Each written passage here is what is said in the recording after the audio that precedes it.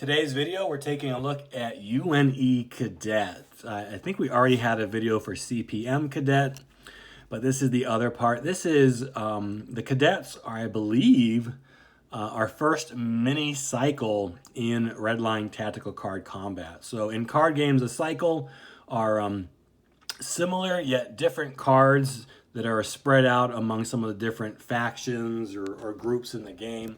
And so I believe, like I said, the cadets are kind of our first mini cycle in the game, and they both have similar abilities, but they also highlight the different strengths and weaknesses of each faction. So again, I think we already looked at CPM Cadets, so go away. UNE Cadet, it's your time to shine today. So these are pilots, a little unique in that these are non-heroic pilots. So most pilots in the game are unique individuals. That means you can only have one in play at a time.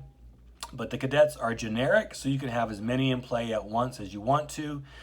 Very cheap deploy and equip costs, because these are just cadets. You know, they're green and out of basic, I guess you could say, flight school or a freet school. So they're not really great, and they don't really even do anything when first equipped.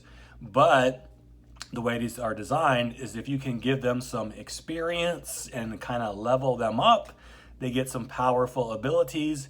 Again, if you can just give them some combat experience. So for the UNE Cadet, he levels up when you capture missions, right? And so that's one of the strengths of the UNE, is kind of having the ability to manipulate and control the red line. And so when you capture missions, you just put a experience counter here on UNE Cadet. Every time he captures a mission, he gets an extra counter. And then his ability here for 4 recon, his equip to free gets the precision ability, which allows you to re-roll any dice rolls that equipped unit makes. However, that 4 recon cost goes down with every experience counter on the UNE Cadet. So right now you'd only have to pay 2 recon to give the precision to use that precision ability. And if then you can level them up to level 4, or give them 4 missions captured. Where's the 4 on here? There we go. You get that ability at no cost, right? So a free re-roll of the dice, which is very handy. And again, you gotta work to it. You gotta build them up, right? But that's not a bad ability. And so sometimes in the game, it's definitely worth to get a UNE Cadet out early and just start giving him some easy missions to capture, just to level him up. Now, late game, he's not going to do very much for you, but if you can get a cadet out early and again, give him that experience needed, that's a very powerful ability at a very efficient cost. And of course, you can always re-equip and move him from one Efreet to another.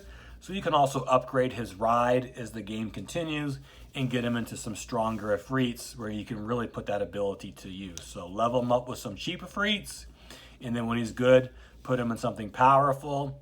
Yeah, I mean, not a bad strategy, not a bad way to do it. So UNE Cadet, very cool. And, making cycles is a lot of fun. And, looking forward to having more of them as the game expands. But again, like I said, this is the first little mini cycle in the game. CPM and UNE Cadet, Redline Tactical Card Combat.